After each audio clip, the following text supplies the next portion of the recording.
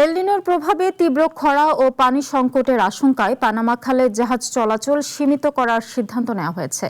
আগামী ৪ সেপ্টেম্বর থেকে প্রতিদিন সর্বোচ্চ ৩৪টি এবং ১৫ সেপ্টেম্বর থেকে ৩২টি জাহাজ চলাচল করতে পারবে। বৈশ্বিক বাণিজ্যের গুরুত্বপূর্ণ এই জলপথে বিধিনিষেধের ফলে পরিবহন ব্যয় ও সরবরাহ ব্যবস্থায় নতুন চাপ তৈরির আশঙ্কা করা হচ্ছে। প্রশান্ত মহাসাগরে শক্তিশালী এল নিনোর প্রভাবে তীব্র খরা ও পানি সংকটের আশঙ্কায় পানামা খালে আবারও জাহাজ চলাচলে বিধিনিষেধ আরোপ করা হচ্ছে।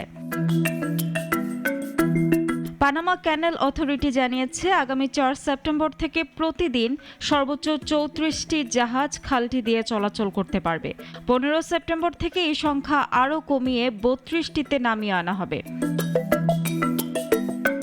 স্বাভাবিক সময়ে প্রতিদিন প্রায় ৪০টি জাহাজ পানামা খাল অতিক্রম করতে পারে। বিশ্বের মোট সমুদ্র বাণিজ্যের প্রায় ৫% এই গুরুত্বপূর্ণ জলপথের উপর নির্ভরশীল। এর আগে ২০২৩ সালে ভয়াবহ খরার কারণে পানামা খালে জাহাজ চলাচল প্রায় ৩৬% কমিয়ে দেওয়া হয়েছিল। এর প্রভাব পড়ে বৈশ্বিক সরবরাহ ব্যবস্থায়।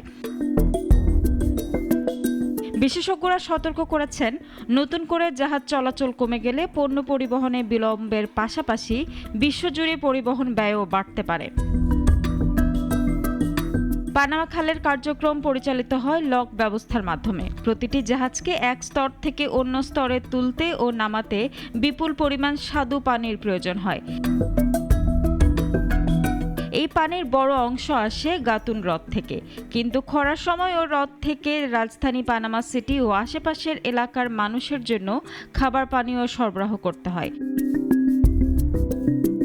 ফলে একদিকে খালের স্বাভাবিক কার্যক্রম চালু রাখা, অন্যদিকে মানুষের পানির চাহিদা পূরণ, দুই দিক সামলাতে গিয়ে পানামার উপর বাড়ছে চাপ।